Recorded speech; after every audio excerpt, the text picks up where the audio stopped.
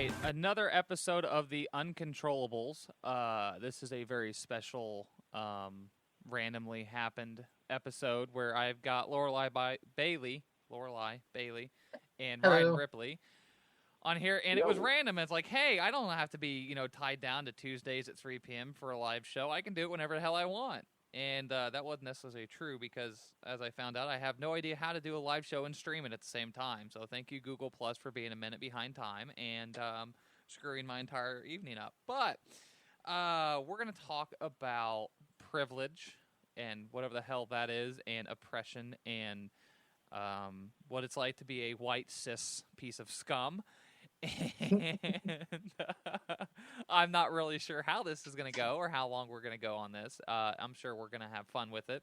I don't know if anybody's going to join us in Google Plus or not, but if you do join us in Google Plus, I'm pretty sure I won't be able to hear a goddamn thing you say, and just type in the little chat box, and we'll go from there. We did have somebody came in real quick, and then they left. I'm sure it's because it's a minute lagged, and they don't have a clue what's going on, so I don't care. So... Lorelai, you're pretty big on this. What is privilege? Well, the thing we have to talk about when we talk about privilege is that we have to talk about oppression as well and intersectionality. Privilege operates on a personal, interpersonal, culture, and institutional levels that gives advantages, favors, and benefits to members of dominant groups at the expense of members of target groups. In the U.S., privilege is granted to people who have membership in one of the more following social groups: white people, able-bodied people, heterosexuals, males, Christians, middle or owning class people, middle-aged people, or English-speaking people. Privilege is characteristically invisible to those who have it. People in dominant groups often believe that they have earned privileges that they enjoy, or that everyone else could have access to these privileges if only they worked to earn them. In fact, privileges are unearned, and they are granted to people in dominant groups whether they want those privileges or not, regardless of the stated intent. Unlike targets of oppression, people in dominant groups are frequently unaware that they are members of the dominant group due to the privilege of being able to see themselves as persons rather than stereotypes. Oh wow, that was a mouthful. Okay, without remembering what she just said, Ryan, what do you think privilege is? I mean, I'm sure you in political circles you come across what privilege could be. What do you think privilege is? Her definition is interesting. I struggle with the concept. It's not one that I've put a lot of time into, probably for some of the reasons that she mentioned. Perhaps it's taken for granted. I'd consider privilege an unfair advantage of one person over another, or I guess it could be a fair disadvantage too. I mean, it's a sticky topic. It's am I privileged because I was born a certain color in a certain country at a certain time in history, and did I have control over any of those things, and therefore should I feel guilty about them? That's kind of my initial thought on it. I'm sure that's about to get spiked right back at me, though. Well, indeed it is.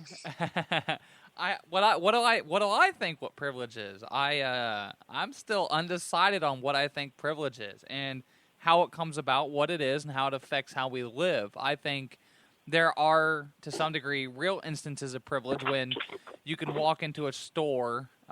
Say, let's use downtown Indianapolis, the mixture of people. You walk into a store as a young black man, you're gonna be treated a tad bit different than if you're a young white man. You go out into the country a little bit. If you're a young white man, you can walk in, but if you're a young gay man, you're gonna be treated a little bit differently. So there are ways that society treats different people based on nothing other than just who they are and what they look like. Now, I have a hard time with a lot of privilege issues because you say, somebody's dressed a certain way. Well, I'm sorry, if your pants are hanging around down your knees and you walk like an idiot and you open your mouth and like Ebonics or something stupid comes out, I'm going to instantly treat you like the dumb piece of shit you probably are. I mean, I personally don't see, I treat everybody the same. I think everybody's out to get me, and I'm afraid of everybody, and everyone's a threat. But if you're doing something specifically, you get treated differently. Now, that's me. But privilege itself, just saying you're born as a white male, which means you have what? better chances of getting a job or doing this or that.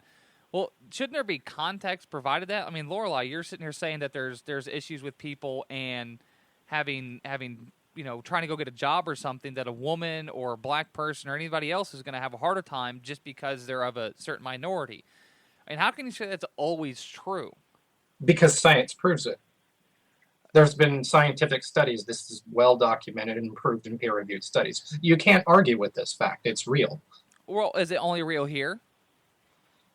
Well, I only speak about America and the Western world because I live in America, in the Western world. I can't speak for what goes on in other countries because I don't live there. Okay, so when we're going to talk about privilege, we're talking about purely in the context of the United States. Yeah, in the United States, in the Western world, the U.S. and Europe and Canada, we're, you know what I mean. Well, I mean, the Eurocentric world that. Well, that's going to be really hard to throw in Eurocentral because you've got so many different groups of people over there that aren't necessarily.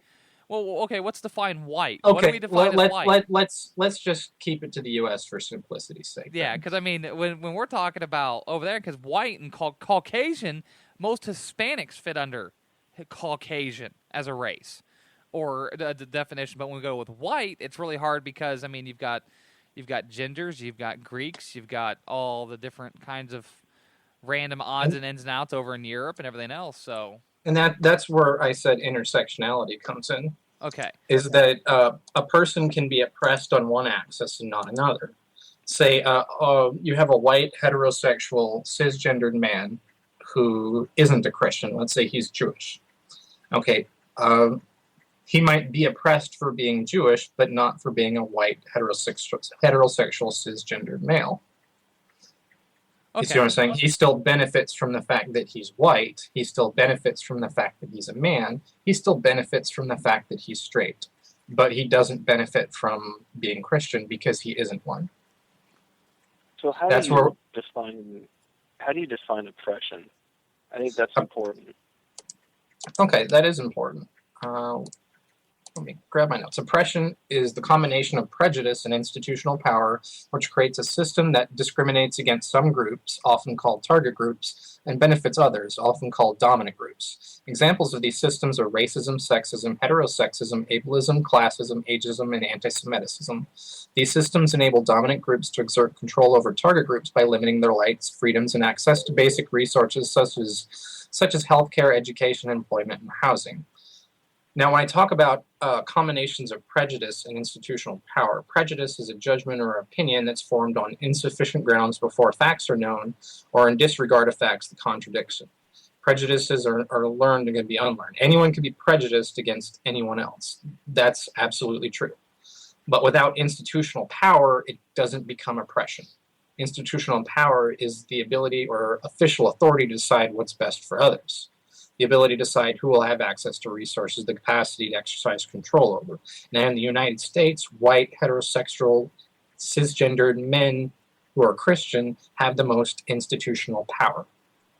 Well, how is it institutional, though? It's not like we all meet on Sunday afternoons and decide how to squash the little people. No, it isn't like that. It's not a conspiracy. It's simply an organic result of our white supremacist, cis supremacist, Christian-centric society. It's just the fact that most people view as default that someone's going to be a white, heterosexual, cisgendered Christian male. It's not a conscious effort on most people's parts. I don't think it is. I don't think most people are deliberate bigots.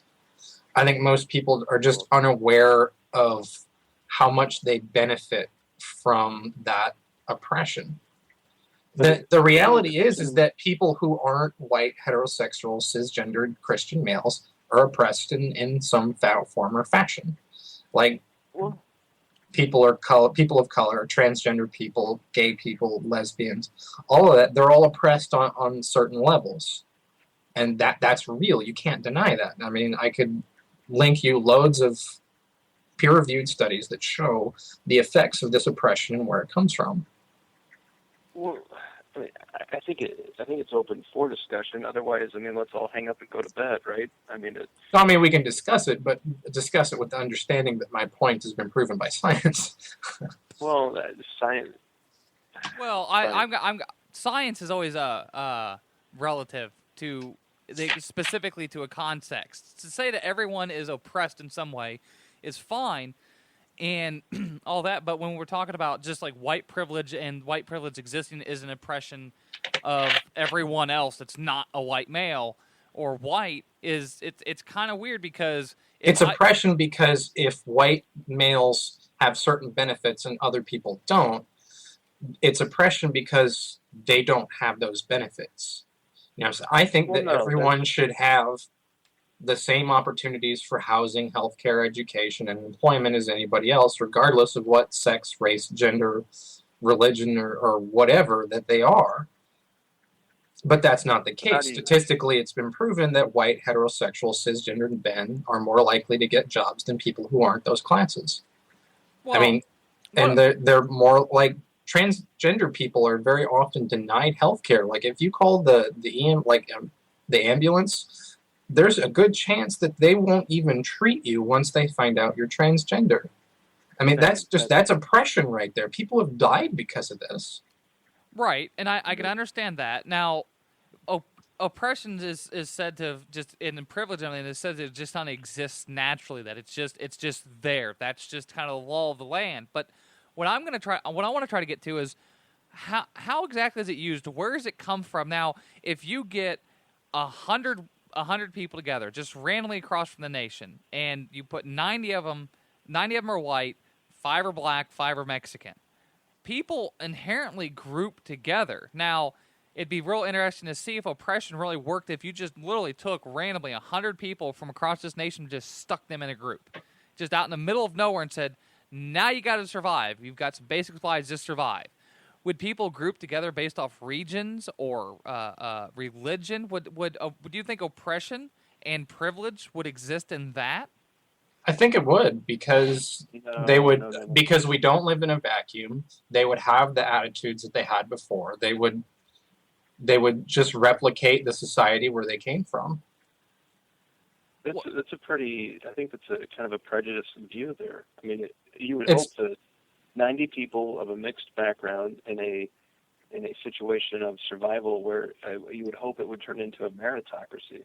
But no, the thing about meritocracy, and I have to respectfully disagree on the libertarian attitudes on meritocracy. Meritocracy doesn't actually exist because we do live in a system of oppression. And merit is judged by those who are already in power. That is the white, heterosexual, cisgendered men who are Christian. They get to determine what is merit and what is not merit. Well, and they're more likely to choose people who are also white, heterosexual, cisgendered men who are Christian. Now, like I said, you randomly take 100 people from across the nation. Now, if you put them into there's nothing there. This is complete chaotic, not chaotic, but this is complete anarchy. There's nothing but survival to worry about. There is no established order. There is no established system there. Only but again, we don't live in a vacuum. Those people come from backgrounds and were raised in systems that did oppress them and taught them to subconsciously oppress other people, and they would replicate that in the new society. But that's kind of hard to say. 100 random people across this nation, you never know. But oppression and privilege comes from social pressure, does it not? If you're saying people inherently are taught this just based off action and everything else, if this is kind of a taught thing, you remove society and social pressures in a group of 100 people that have nothing but survival. The thing is that people are inherently xenophobic.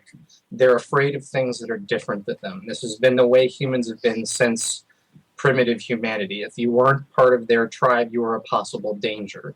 This gave us this social construct of xenophobia, because I don't think it's genetic. I think it's a social construct we built over the years. This social xenophobia, to be afraid of people who are different of us, that's the basis, that's the foundation of where oppression comes from. It's being afraid of people who are different of you. Now, this has been taught to each of us our entire lives, whether we realize it or not. is if someone's different than you, you're more likely to be afraid of them than not. And it's just basically ignorance. The way to solve this is not by moving people to a new place, because they still have the same xenophobia, the same ignorance they had before. The solution to this is to educate people. You have to teach people to unlearn this bad social construct. You really do.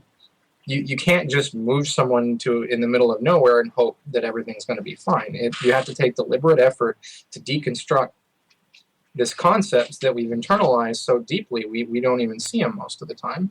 Now, you're saying that there's the privilege and the oppression and everything else. Now, and you're saying people inherently band together on certain things. Now, I don't believe it would always be race that would be the unifying point. I think if you got 100 random people from across the nation, I think one of the first things that would happen and people would gravitate towards one another is based off of where they came from. Who are they closest to? What kind of dialect are people saying? I think the being able to, from the whatever region they're from or states or wherever else, I think that's the thing that would drive people together more. And I saw that in the military. You get a whole bunch of people together. The people from the Midwest were friends before they were friends with anybody else, and so on and so forth. If you have something about regional things in common. Well, in my experience in the military was a little different. I mean, you were in the Air Force. I was in the Army. I was in the Army for 10 years, active duty for a lot of it. And I did see a lot of social, racial segregation where people of different races would naturally congregate with one another because of this inherent fear of people different than them. Like in the units that I were in, it was painfully obvious to see the racism that was there because most of the officers were white, and most of the white soldiers were encouraged to try to go to OCS and become officers, and most of the people of color were were discouraged from OCS and encouraged to go the non-commissioned route and become sergeants. Now, one might think, oh, well, you have all of these, diverse people who are sergeants, and sergeants have authority, so there's no racism. But the thing is that the officers made more money, and they're the ones that gave the orders that the sergeants enforced. The officers were the ones who were in charge. Doesn't an officer have to have a college degree? Yes. So it's a meritocracy? No, it's not. Absolutely. So a college degree... No, it's not, and I can prove it to you because... the white people they encouraged to go to OCS, they gave them additional time off and additional support for them to go to college and get the credits they need to go to OCS. You didn't have to have a degree, you just have to have so many credits. The black people they didn't do that with. They wouldn't give them the extra time, they wouldn't grant them the same benefits that they granted white people. There was a deliberate oppression. It wasn't meritocracy at all. It appeared like it on the surface, but once you dug into it, that wasn't the case. This is why I said meritocracy doesn't actually exist, because in practice it never actually happens. Oh, it's very present in the corporate world. I mean, it's when you have a corporation driven by profit and the need to be efficient and as profitable as possible. But that's the thing, is that those drives are also tainted by people's inherent viewpoints. If someone thinks in their heart of hearts that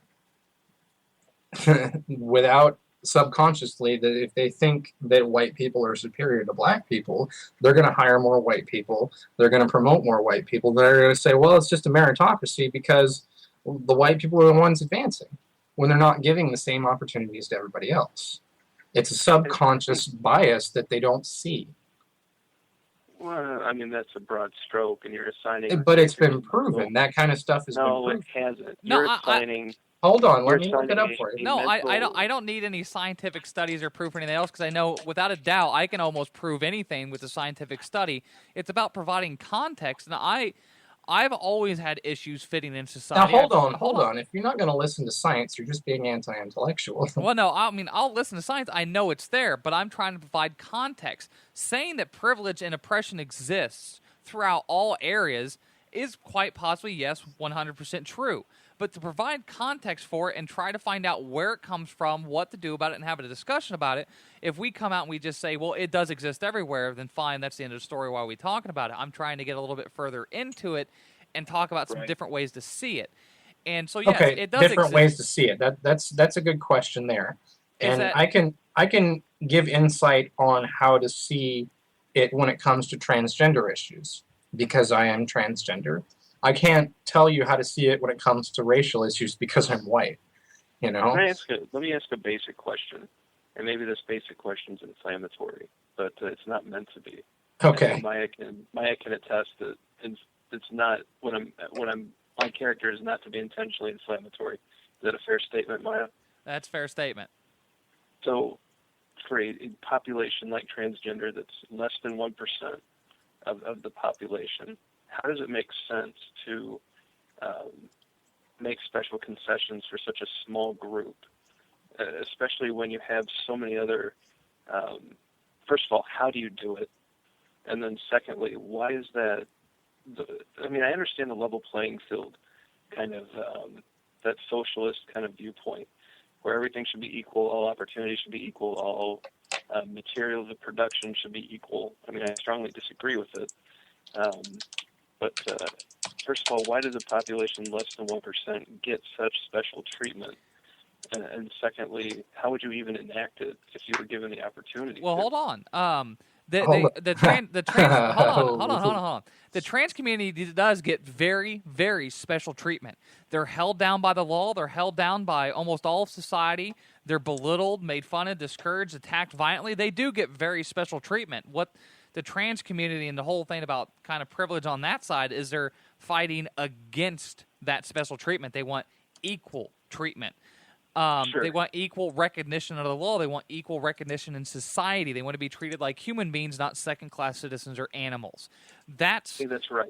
kind of where that's good. going, and that's kind of the same thing everywhere else. Now, I kind of had a little bit of discussion with Lorelei Bailey, and to provide context where I'm coming from in all this, is that I don't believe privilege and oppression would exist without a governmental body. I believe that the state is what perpetrates things like privilege and oppression. I believe that without government, none of those things would exist at all.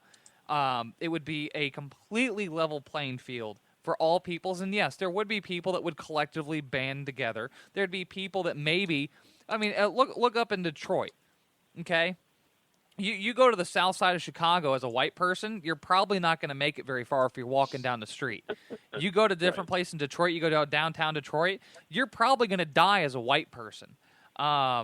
It just kind of is. So if you're in Detroit and you see a black person, you're probably just as a survival instinct going to probably heighten your senses just a little bit more. You see kind of a shitty-looking white person, probably same thing, but more or less probably with the black person. That's just kind of how it works. Because of the area you're in. I wouldn't call that privilege or oppression. I would just call that survival instincts. Now, do things get taken further out of context? Does the government purposely put people and races of people and classifications of people in horrible areas and kind of pigeonhole them there with projects? I mean, you look at maps of where they show like the racial diversity, and the government has set up districts basically and to move people into. But I see projects like gentrification projects done by capitalists.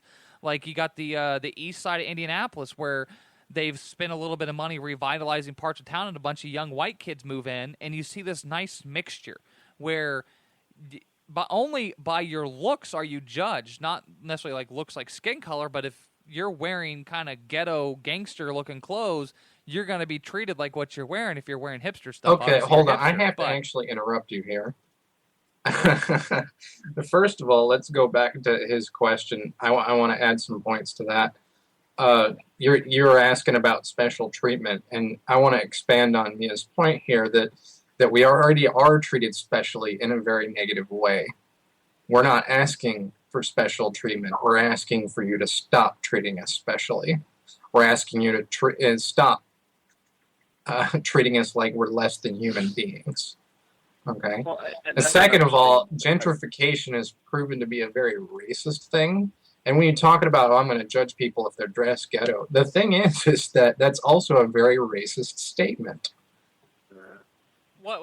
No. Hear me out. Hear me out. I'm sitting you down.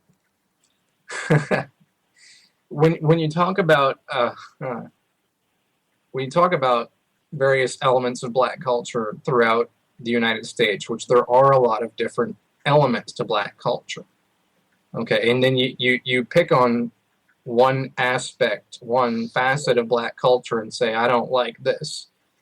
It really comes off as racist because, I mean, if someone was born in a certain culture, I've seen white people who are born in this culture and emulate it. They probably shouldn't because it's kind of a cultural appropriation, but that's beside the point. But when people adopt the culture that they were born into and you discriminate against them for that, no, there's no when you look down on them for that's discrimination. That is not discrimination. It is because that was the culture they were born in. Hold on. No, that is no excuse. I was born into a white normative culture. That means I should have never come out as trans or never done anything different. I look at the redneck people wear the flannel and the ripped up trucker hats. I look at them as the same amount of disdain as I would any other group of people or grouping of culture that I don't like. That has nothing to do with their race. You're looking down on someone because of how they're dressed. Does that seem right to you? What you put out in society, how you walk, how you carry yourself, the dress is only the and first thing I see. And cis people say the same thing about us as you're saying about those people right now. That's not why, true. No, that's why I'm sitting you down right now. No, when they say the same shit about us. Lorelei, that you're saying about them. When they pick up on a cultural habit, why do you have to dress like? When you pick up on something. When you're a redneck and the whole redneck culture and everything else, that's not a true thing. That's something you're acting out. You're being something beyond just yourself. Trans people I've lived in the South. I grew up in Arkansas. That's how those people really are. Well, that's fine, whatever. But when you come from here and you're just a normal person, you act like a normal person, and you're not trying hard, well, okay. When you're outside of the norm, in a way that's not bigoted, I'll wait.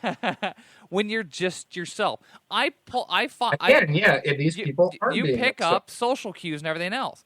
When somebody's not just being honest, when people spew out, like within politics, when people spew out talking points, and you can instantly tell the second they open their mouth where they're coming from.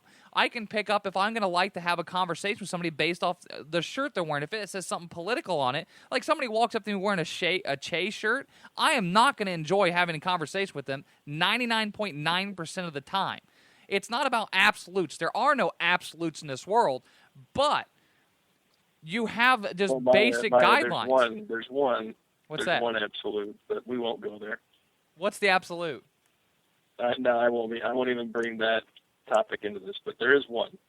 So, it's the thing is that you're talking about you're talking about stereotypes too. Is that you're saying I don't like people this and I don't like people that. It's like those are stereotypes, and that's fine. People are dynamic, unique human beings with deep personalities and varying emotions and feelings and thoughts on different things. Some are. I create stereotypes for myself based off life lessons. If we don't do that, then what's the point of learning any life lessons? If I come across, I like sales. I like many different things. How I move through this world is very much based off stereotypes. If I go to somebody that's in a very nice suit and carries themselves with this kind of air of over pridefulness, I'm probably not going to enjoy talking to them. Now, there are exceptions to that rule, but moving through life, if I want to sell an idea or I want to have a conversation with somebody on something particular, I'm going to kind of move through life knowing what group of people is going to probably fit my needs best.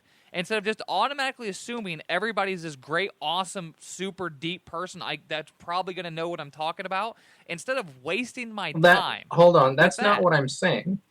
That's not what I'm saying at all. I'm not saying all people are good. I'm not even saying most people are good. I'm saying everyone's different. Stereotypes from society, I don't agree with.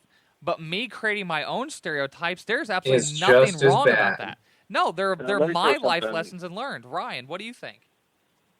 If everything and everyone is bigoted, then nothing's bigoted. No, that's not true either. That is. I didn't say everything and everyone was bigoted. I didn't say that. But that's the point you're making. No, it's not. We all inherently do these things. We're all wired this way. We all make these. No. You're not listening to what I'm saying. Please listen to the words that I'm saying. I'm not saying that this is wired into us. I'm saying it was taught to us. I'm saying we can unlearn it. And the reality is that we do live in a system of oppression. People are oppressed for being transgender. People are oppressed for being black. Your point doesn't make sense because it doesn't fit reality. But if everyone is oppressed, then no one's oppressed. No, that's not true. Yes, it is true. Because it isn't, because there are people who are oppressed, and that's reality. You're ignoring reality in favor of words that sound good in your head, but they don't reflect reality. The reality is transgender people are oppressed for being transgender. Black people are oppressed for being black. That's true. That's an unquestionable fact. And Christians are oppressed for being Christians. No, they're not. They're not. No, they're not. No, they're not. They're the ones in power. Hold on. We're talking about the U.S. Hold on. We're talking about that is Nobody true. persecutes Christians in the U.S. Nobody persecutes white people in the U.S. There's no institutional backing for it. It's just not racist. You have no, to. it's not. Hold on. Both of you. Both of you. People now? What the fuck? Hold on. Seriously? You're both wrong and right at the same time. You have to provide context. You're not providing context. You're laying these blanket statements all over the fucking place, and they don't make any goddamn sense without context. That's the most important thing here. If I go to the south side of Chicago, I no longer have white privilege. Period. Period. Right. So, if that's the case, then... But you can leave that area at any time. So can they. That's what I'm saying. No, they can't. Most people can't afford to move out of the place they're living. Most people never leave the town they were born in. Most people are stuck where they were born. I know people that have money that have never left their own town. So and that's fine. People have money. But, they have wealth privilege. That's class privilege. Hold on, but you're ignoring the point I'm trying to make, because that context is very important here. You're saying that white people oppress black people based on their privilege, and that it's an institutionalized system. If I go to the south side of Chicago, I'm going to get shot or stabbed or hung if I'm out late at night. No different than almost anybody else down there. But I do not have white privilege when I go to the south side of Chicago. I can go to the Chinatown in New York. I don't have any white privilege there. I'm actually under oppression because those people probably won't deal with me and will treat me poorly because I'm white. Now, that is also true. Okay, in call the proper police context. in those areas and see how much white privilege you have. And you know what? And then so you. All right, let's just put it that way. You go ahead and then reassert the point I made, is that I do not believe privilege would exist without the government. The government is the police. The government are laws. The government is contributes to it, but it's not all of it. Privilege would not exist without government. People will inherently create problems and create privilege and oppression because government exists. Without it, in a voluntary society, people would band together based on needs. It would be a meritocracy. No, here's the thing is that the thing is that just because something is done voluntarily doesn't mean it's always going to be the right thing. People voluntarily put Hitler into power. He didn't seize power with guns. People wanted him there. Hold on. That's fascist movements have always been populist in nature. Hold on. Just because it's popular doesn't mean it's right. No, but see, you're taking things out of context again. Context is very important. With this conversation, I'm talking about power exists. Power can change. I'm not saying that only the American form of government can allow this or that. I'm saying that the government in itself existing, of course you can make government worse with putting in a Hitler or an Obama or a Bush or whatever. Of course you can make it worse. But the fact that it exists is why you can make it worse and why there's a problem. If there is no existence of a state, voluntary actions create life and death scenarios. Either you voluntarily coexist in a society where you treat people with respect and well, you survive. If you're an asshole and you're a little racist piece of shit, you're probably not going to make it too long because it's not institutionalized. There is no backing of power. There are no corrupt cops. There's no corrupt corporate system. That no longer exists. You have people doing things in a free market that will not allow bad shit to happen. You look at Okay, I understand what you're trying to say. That's the context I'm trying to provide. Yes, privilege exists. Let me run you through a thought experiment now. This will kind of, and I'm an anarchist. I'm anti-state. Okay, I'm going to qualify that I am anti-state, but I'm also anti-capitalist. Okay, Now, let's say tomorrow we wipe out the government of the United. We'll just take the U.S. for example because we live here. Tomorrow we wipe out every government in the United States. The revolution happens. We've overthrown the government. It's all gone. Okay, we win, right? Now, without the government, and you want to still keep capitalism. You want a free market. Now, let's say we overthrow the government. Well, none of these people are in power anymore, any official power.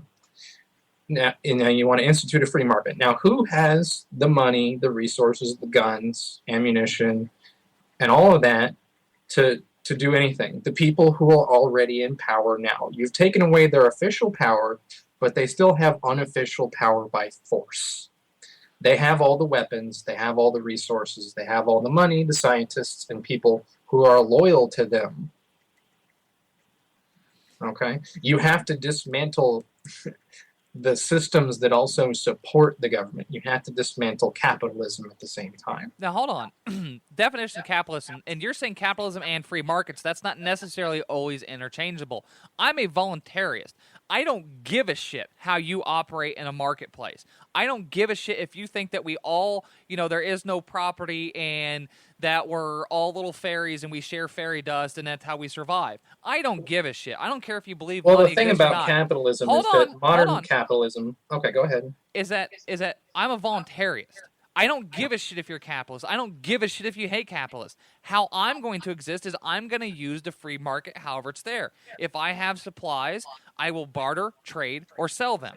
I will create things. I will do things within society. If I'm with a group of people that don't agree with some of the ways I want to do things and it's not inherently good for me to be there, I will go somewhere else.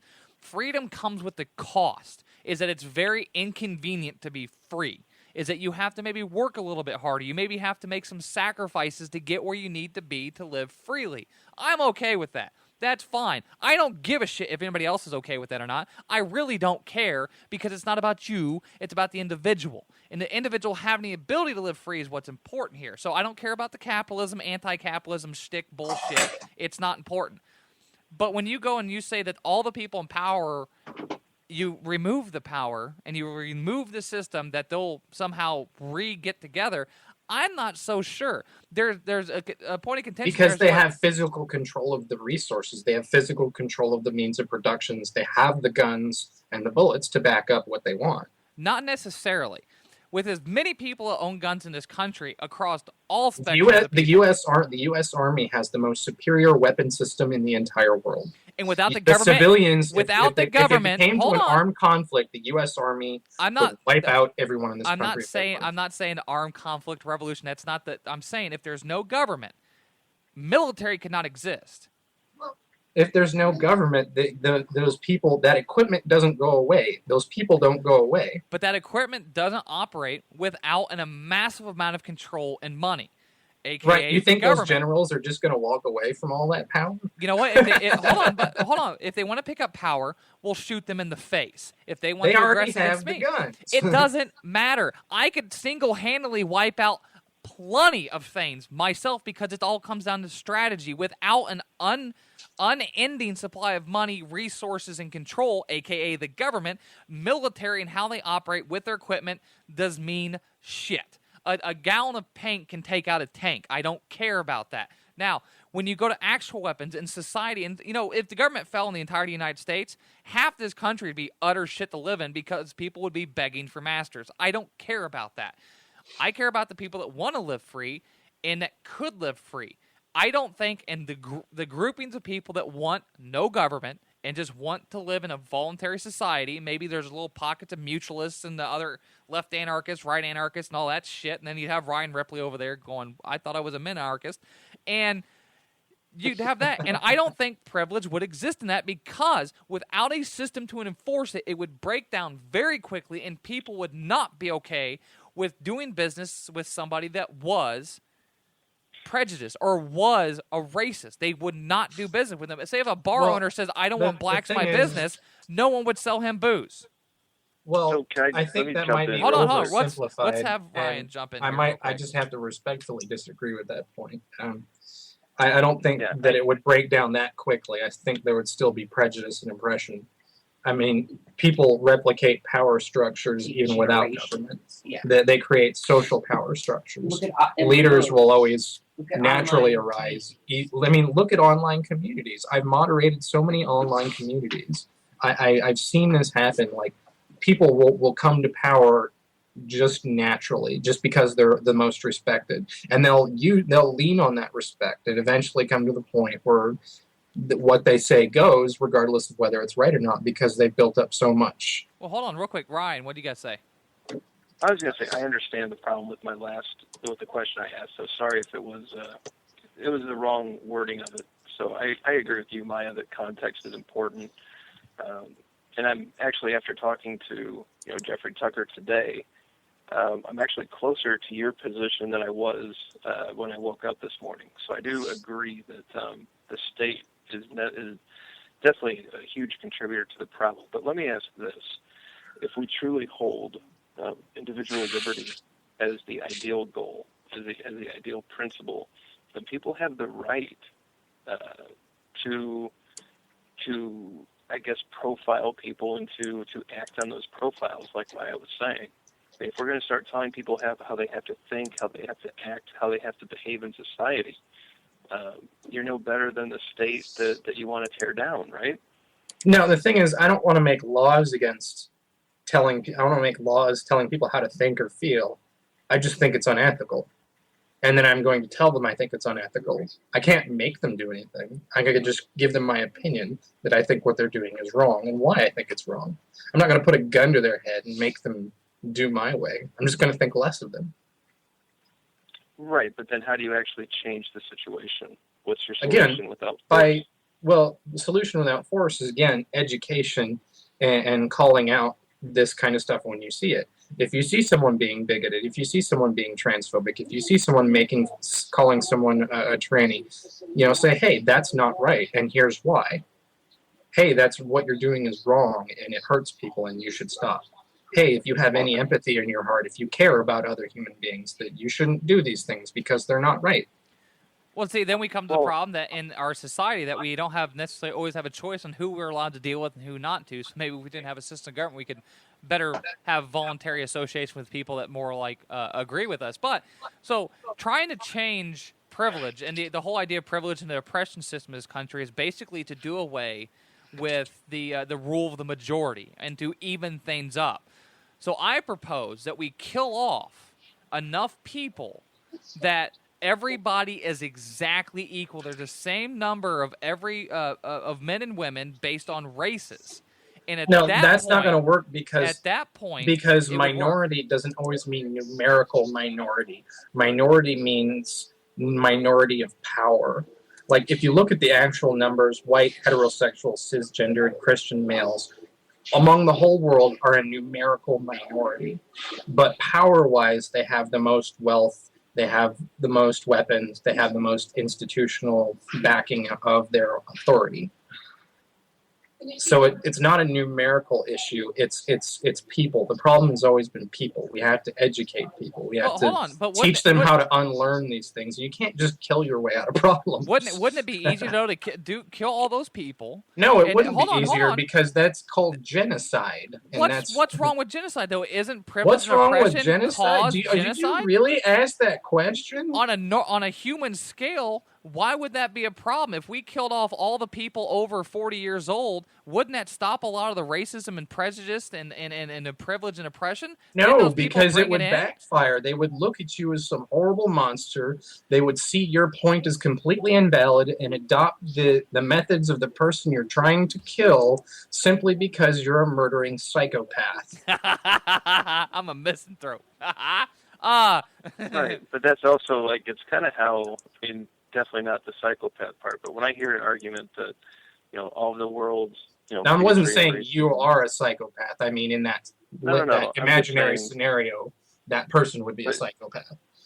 But your argument's predicated on the idea that white Christian males are essentially the root of all problems of this world. And no, they're not the root of all problems. They're just a root of a lot of problems. Well, and that's really unfortunate because they also do a lot of good in the world, and the good they do doesn't make up for the evil they do, though. But no, and you also seem prejudiced against that group of people. So you're assigning a lot of blame for the wrongs and ills of minority lives. The people who oppress transgender people typically are white heterosexual cisgendered males. Okay, we're not getting oppressed by, on the whole, we're not getting oppressed by Muslim women. We're getting oppressed by white heterosexual cisgendered men. So Maya, do I oppress you? And that doesn't mean every white heterosexual cisgendered Christian guy is oppressing somebody. It just means that our oppression is coming from that direction. Well, but to not recognize that persecution comes back at us for our faith and our beliefs. But hold on, is not. When you think about not being willing. I'm not. There's 300 something odd million. I just want you to stop persecuting us. There's 300 million something odd people in this country. About 70+% of them's white. Of course, if anything happens in this country, the majority of them are going to be white. That's why the argument just is mind-boggling to me. I mean, it's fine. It's our fault. It's the numbers. I mean, it just seems like an event. Okay, I think I hit the wrong button. Sorry. Yeah, you did. What were you trying to hang up on me? No, somebody called in, and then I hit answer, and it didn't do what I wanted it to do. Sorry about that. Okay, Keep fucking it up. Keep fucking it up. Okay, but I think it's a numbers game. It really is. I don't know. I mean, if we're the majority, then yes, we're going to hold the majority of power, and then find we're at fault for everything. But that's the thing is the thing about privilege is I don't, just because you're a white heterosexual cisgendered Christian male, I'm not going to automatically assume you want to do me ill. That's not what I'm saying at all. That would be illogical. But what I do think is that what I know is that transgender people are oppressed for being transgender. A lot of it comes from religious attitudes. A lot of it comes from cisgendered people not really understanding what it means to be transgender. That's the ignorance factor. And a lot of it is gay panic from men, seeing a transgender woman and freaking out over it. So when you combine those three things together, yes, it's white, heterosexual, cisgendered Christian men that have a problem. If you're not one of those people, and I'm not assuming you are, if you're not one of those people, you need to call. No, I mean, if you're not someone who would discriminate against transgender. Okay, that's not. If you're not one of those people, you need to be calling out the ones who do, and the majority of you are silent when that oppression happens. The majority of you don't call out the ones doing it. All it takes for for evil to succeed is good people to do nothing, and that's what happens. Yes, the majority is simply apathetic to our struggle. The majority is simply allowing these small group of people to oppress us, and that contributes to that oppression. You need to stop being apathetic and start caring and start calling these people out and shouting them down and telling them that they're wrong and taking away that institutional power they're using against us. But that's not what's happening. I think it's important to figure out the oppression coming from that group. I mean, the white male Christian background. I mean, we're commanded to love our fellow man, and we're commanded to hate the sin. And so for someone to actually physically or violently right, but there's a problem with love the sinner, hate the sin too, is that you view homosexuality and transgender people as inherently sinful, and that's problematic and bigoted. I hate to say it, but if you follow the Bible, if you follow the Bible to the letter, sell me your daughter, please. I'll buy her for 10 pieces of silver. I don't want to get into the nuance of the scripture because Because I've read the Bible front to back. I've read the Bible front to back. That's why I'm an atheist. Okay, but I don't give a shit about that. Okay, so I don't think that basically privilege and oppression exist for anything other than ignorance. Ignorance is the problem we seem to have. Well, is that ignorance is a huge problem. That's true. It's not something to say, hey, you know, because you're a white male, you hate me. No, it's because you're a fucking stupid son of a bitch. That's why you hate me.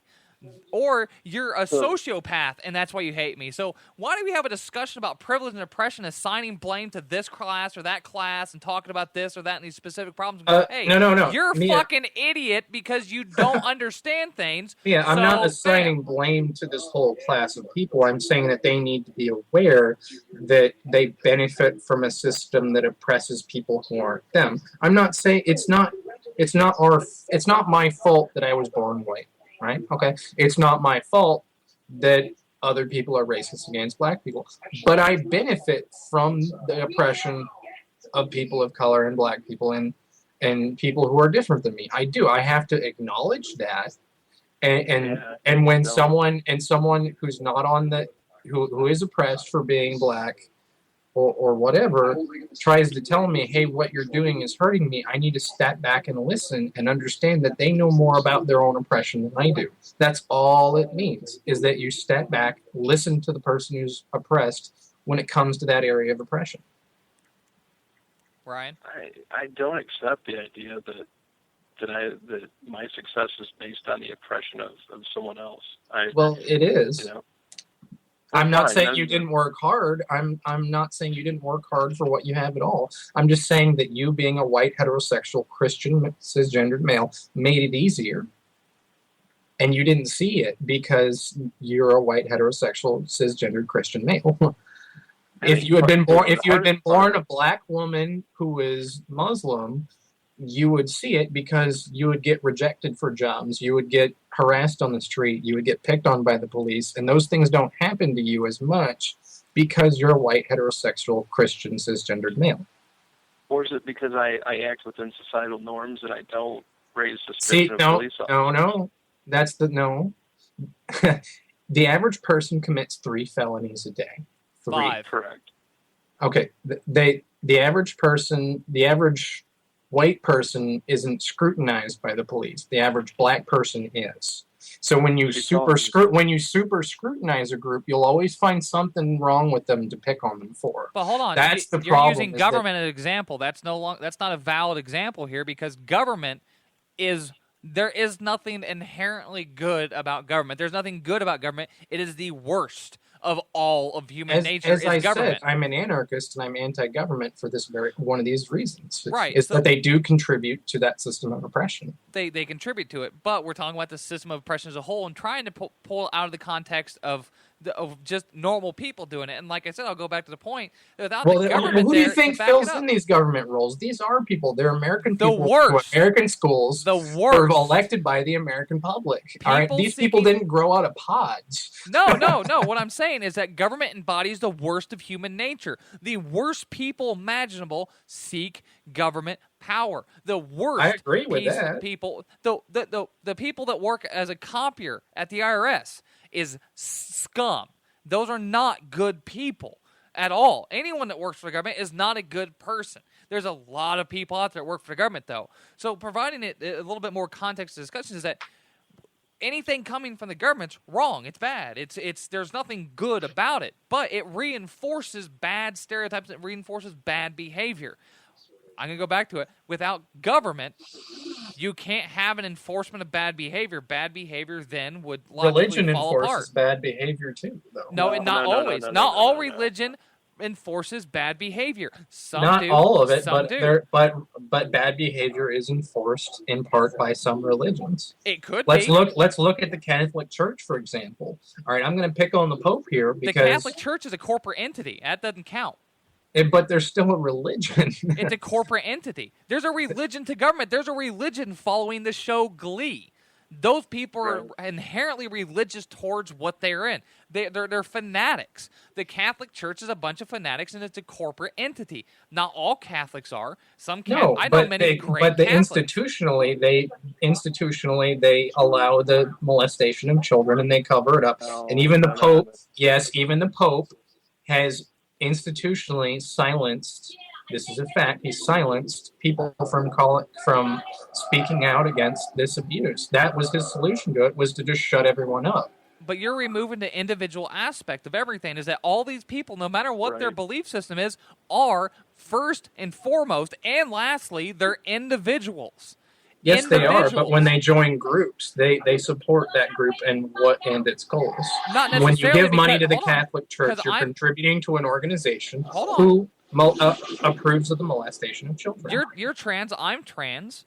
We're part of a transgender community. Does that mean we're all exactly on agreement? Because you get shit and I get shit all the time for how we handle things. I'm an anarchist. Does that mean I agree with every other kind of anarchist out there? No, it doesn't. I'm an individual. That's different because a church claims moral authority. So do anarchists. I'm a volunteer. The transgender community doesn't claim any kind of moral authority. It's just the fact that we are trans. You're claiming moral authority by not claiming moral authority for being transgender. Yes, you are.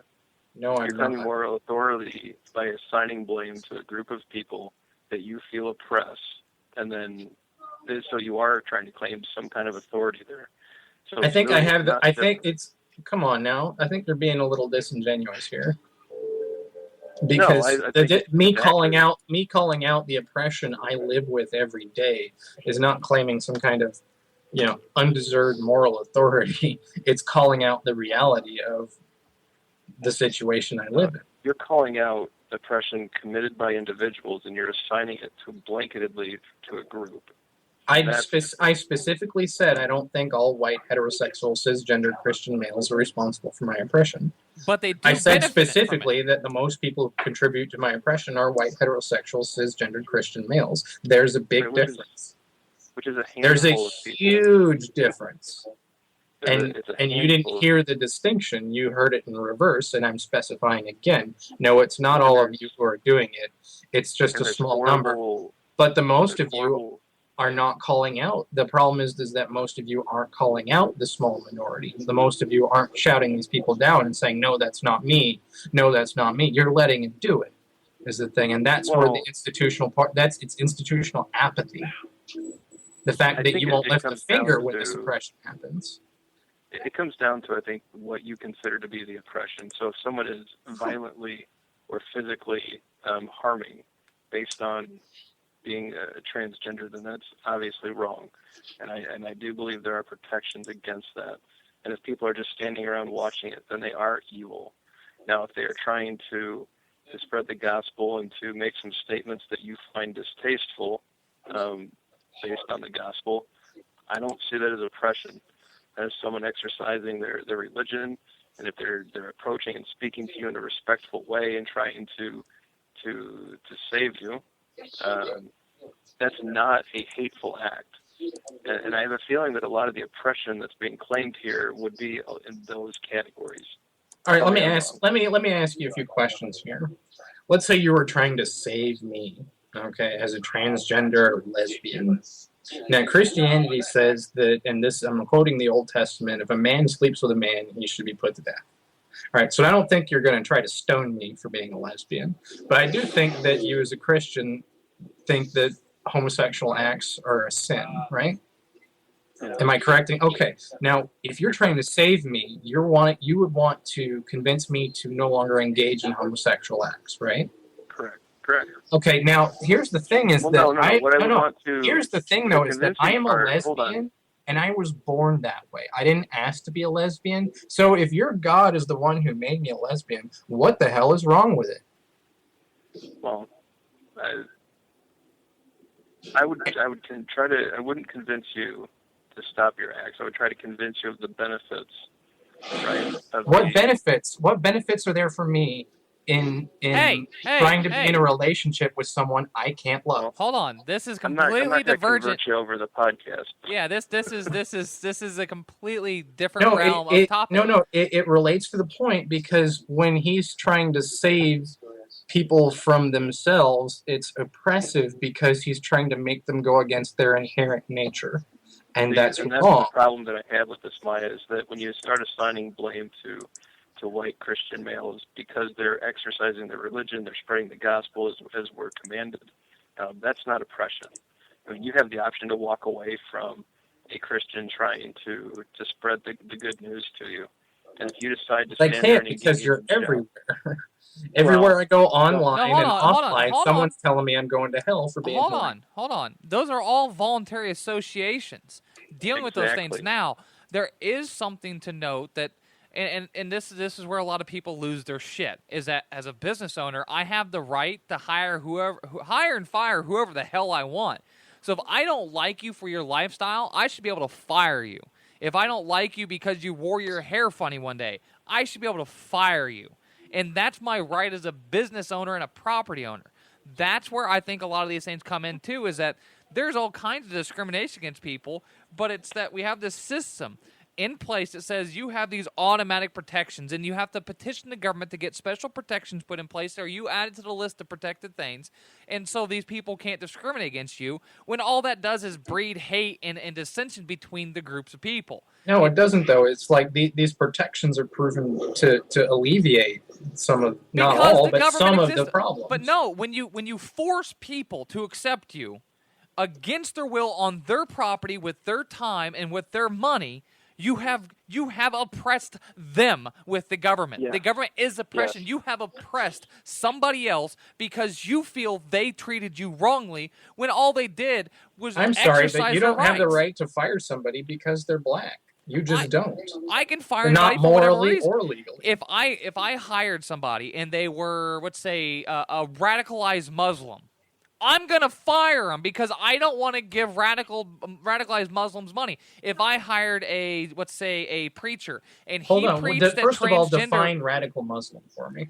radical Just so as in we're the speaking on actual the same like term. radical, like, hey, I think I should go buy a vest and blow people up. Radical Timothy McVeigh, radical Christian, radical. So in the that's simple a sense. terrorist. Hold That's on, not a Muslim. no, he never committed any acts, so he's a radical, crazy individual that claims to be a Muslim. Now, also, if I'm a business owner and I want to hire some people, if I hired a preacher and I found that this guy preached against who I am, they preached that transgender people were abominations, I'm gonna fire the motherfucker.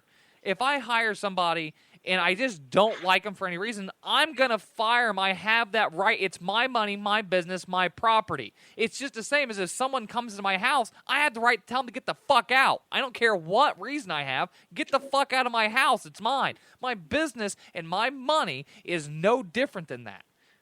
Is it not? All right, here's the thing, and I'm going to try to make let me make my point. I'll answer your question, but it's simpler. It's more complicated than yes or no. Okay, the difference between private personal property, like your home, because if you own your home, that's where you live, right? That's where you sleep. That's where you have your food. That's where you have your stuff. That's your home.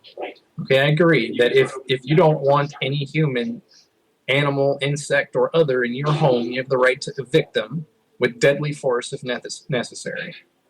Okay, I'm with you right there. But if you own a business that has a public-facing aspect, you serve the public a certain good, service, product, whatever, and you have employees underneath you, you have a social responsibility not to perpetrate and enforce bigotry that exists in society. Now, hold on. You have a social responsibility not to be racist. You have a social responsibility not to be sexist. That's a responsibility. So if I fire somebody unjustly and I'm a racist, the only recourse anyone has They should have the me, right to sue you. No, the only recourse anyone has against me is to no longer do business with me and to tell the community. But the reality is most people are apathetic. You know why? Because the government's there to protect them, because they can sue people and get free money, because they can use the law against people to oppress people. That's what the government is. That's the problem. That's why no one takes anything for themselves and back up their own things or do any hard work on their own. They expect the government to oppress other people and can then protect them in their lives. That's the problem.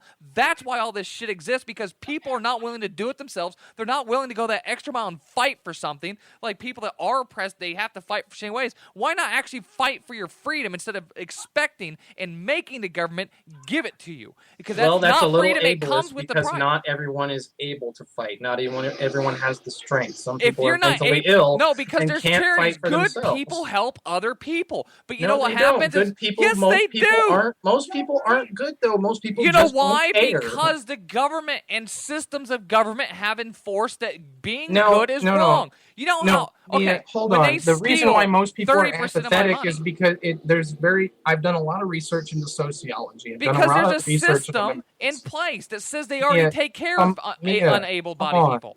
Come There's on. a system in place that does it for people, so people don't even think about it. That's why. See, this is what I didn't want us shouting over each other. But that's the thing, is that you're saying that there's a social contract and we are bound to it and there's consequences for not playing by the rules. The only consequence is what people voluntarily decide to do afterwards. If I said I hate black people and the brewery down the street happens to be owned by black people and they decide to stop selling beer to me, I'm either going to have to go somewhere else or go out of business.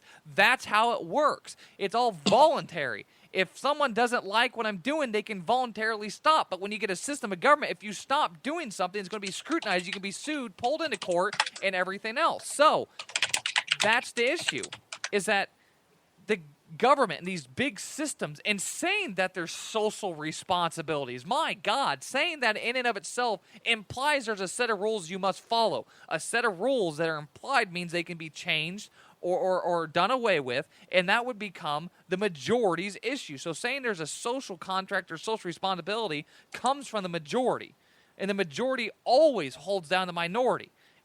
But that's the problem, is that you by saying there's this set of laws out there, these set of things you must abide by, and can be backed up by laws, is no different than a theocracy. It's just that there's not a religion or a book or guidance. Hold on. All right. I'm trying to make my point the best way here, and as calmly as possible. The thing is that like I said, people are apathetic to people outside of their own little circle. The average person can only empathize with about 150 people at the most. They've done studies on this. This has nothing to do with government. This has to do with the human brain. They can only empathize with about 150 people at the most. Everyone outside of that circle, psychologically, aren't real to them. They don't care because they're not in that immediate circle. That's the problem. That's why you have to have some kind of structure, not necessarily government, but some kind of overarching structure that makes sure that people that aren't in your little circle aren't getting shit on by people in your little circle. Charities. That's the thing, is that, again, most people don't donate to charity because of this lack of empathy. No. The problem has always been with people. The lack of donate is because when you have a system in place that steals 30% of your money, runs the cost of everything good, nobody has any money. But if you do note that libertarians and anarchists usually donate more to people than any other group of people. Better off or not. I'm not saying charity's matter. bad. Charity's great. I'm all Without about a charity. system that says it is already taking care of people, the average person thinks that people that are hurt and medical care. Okay, and all this stuff, let me put it hurt. to you this way. How do you think the Large Hadron Collider would have been funded except through taxes? Do you think people would have voluntarily came together for that? You're fucking insane if you think that, because people can't agree on what to have for lunch if it's more than 50 people. What makes you think they're going to agree to a Large Hadron Collider? If they petitioned people and people felt that the market needed it, it would have been built. If not, people would have never built the thing. The market doesn't need a Large Hadron Collider. Then we don't need to buy it. Then science needs to expand our... If science needed, they would have made the case to people and said, hey, we need to build this. This is a need. We have to build this, and it probably would have happened. Look, there is a privately funded space research program. There's privately funded all kinds of shit. But a hydrogen, the Large Damn Collider thing, if the market, and no, they could not convince anybody to willingly, freely, voluntarily give their money for it, then it's obviously not very needed, or they could not make their case. But that's in which you disingenuous hire, because things that are definitely good for society are things that a lot of people don't necessarily. If you ask them for that, they're not even going to understand what it is. The average person is not a scientist. The average person doesn't understand physics. The average person doesn't know what a Large Hadron Collider even is, or what a Higgs boson particle even is, or why it's important. And if you said we need this we need X number of billions of dollars for this big machine that tells us all this great shit about the universe, they're not even going to understand what you're talking about. Like, oh no, that's just a waste of money. I don't understand it. Then roads you would collapse, infrastructure would go down because people wouldn't. Who would build the roads, right? But there's a need for roads. Roads are a very much needed thing in society. And businesses will say, hey, I need roads built because people need to get to my store to buy shit. So I should probably do something about that and maybe either build some roads or start a community project where we go to a company and say, hey, this is where you go to give people money to build roads. Maybe a corporation would just be like, or an entity would, or a grouping of business would go, hey, we need that road fixed because people can't get here anymore. Hey, we need that water line fixed because people can't drink freaking water. That's how it would work. Needs equate into things happening. You don't need, if one person only felt the need to build some crazy scientific device, either he convinces other people that it's worthwhile, or he finds a way to do it himself. It's not my fucking problem. It's nobody's problem. No one should be forced to pay something they either don't want. But a lot of don't science care and about. advancements have come from studies into things that people once thought frivolous. And people are wrong a lot of times. The majority isn't always right. No, but you know what the government is? Majority. It's based off the majority. Who can suck the dick of the government best gets the scientific grants. They overfund hot fusion, and they barely touch cold fusion because the hot fusion people got in bed with the government sooner and then make fun of the cold fusion people. So instead of science the science back that there may have been some politics going on. I don't know because I haven't dug into it. But a lot of the cold fusion stuff, there's not a whole lot of there's a lot of scientific difficulty with that. I'm not going to say it's impossible because I'm not a physicist. But I'm saying fusion is technically better. It would technically be better. So shouldn't they be throwing more money at that?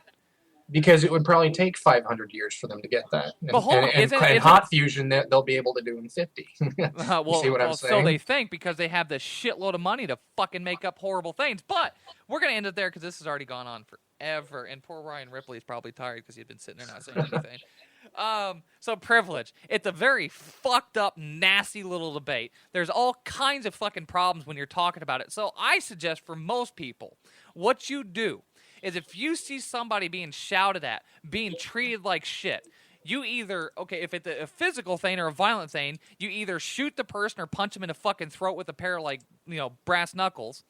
And if it's a yelling match, if it's something where you see somebody being yelled at, put down, torn apart, being treated like shit just for who they are, you fucking rip into the other person, let them know that they're a worthless piece of shit, they need to get the fuck out, and you shame the living fuck out of them. If someone, for instance... Isn't that what I said? Hold on, I'm wrapping this up.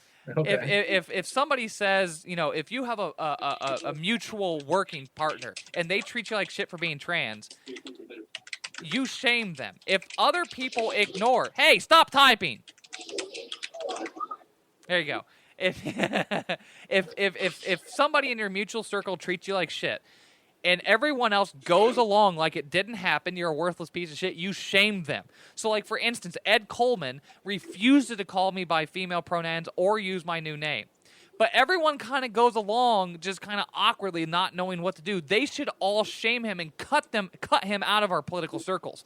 Cut him out of our social circles and shame him the fuck out into ostracization land. But they won't because they don't really care about you. Well, they will once I start talking about it more. It's just I've never brought it up and they think it's really socially awkward. They don't know how to handle it. They're kind of scared. Fear, scare, ignorance, the whole thing. But that's what you do. Don't beg the government to do anything. Don't tell people that they're worthless piece of shit because they're not fighting some. Some people can only handle fighting so many fights. Some people might believe, like I do, that the government's the biggest issue, so they fight very strongly, very focusedly on fighting government because they think that'll do the best. Some people focus strictly on what they know best, a.k.a. I fight for trans rights because, well, I'm trans and I know it better. I'm not going to really do a whole lot on black stuff because I'm not black and I don't have I'm not going to speak for another group of people. So you also have to think about it that way. But there's a lot to it. I would highly recommend never talking about privilege just randomly with people because you're probably going to be wrong or you're going to say something wrong, and you need to make sure you fully understand what privilege is and the idea of privilege and what it is. And then always, as always with everything, provide some fucking context. Always make sure to put things in context. Second rule is there are no fucking absolutes. Nothing is life in absolute. Yeah, they say we die, but what does death mean? Put that in context. Do our earthly bodies die? Do our energies go on? So there's that. There's context with everything. There are no absolutes. But thank you, Lorelei, for coming on and arguing with me and Ryan and no problem. making us all a little antsy for tonight. I won't be sleeping for the rest of the fucking night. Ryan, thanks for being here and being shouted at a lot. Well, that's what I'm good for, is to shout at people. Well, hey, you know what? Congratulations with getting Jeffrey Tucker on, and then Ron Paul, and then whoever the hell. I think you got Gary Snyder Gary Johnson lined up, right? Ryan. Hey, sorry. Yeah, we got Gary Johnson in October. We just had Tucker and Ron Paul, and so yeah, we're rocking and rolling. Well, for whoever might happen to listen to this, that's the Shill Report that you can listen to. And where do you go to get the Shill Report? It's on wearelibertarians.com. All right, awesome. Thank you both for being here. No problem. This was a very special edition of the Uncontrollables where I had a lot of infighting and shit going on my Facebook page, and I decided, hey, I really want to talk about this subject, but I fucking hate typing out shit because either the timing's bad or I just get fucking pissed off and just like smash my face in the keyboard and I hit enter. So I like to talk things out. I'm eventually going to figure out this whole Skyping live thing. I'll try to live stream random shows whenever the fucking feeling hits me. So if you're listening to this, look forward to more. Thanks.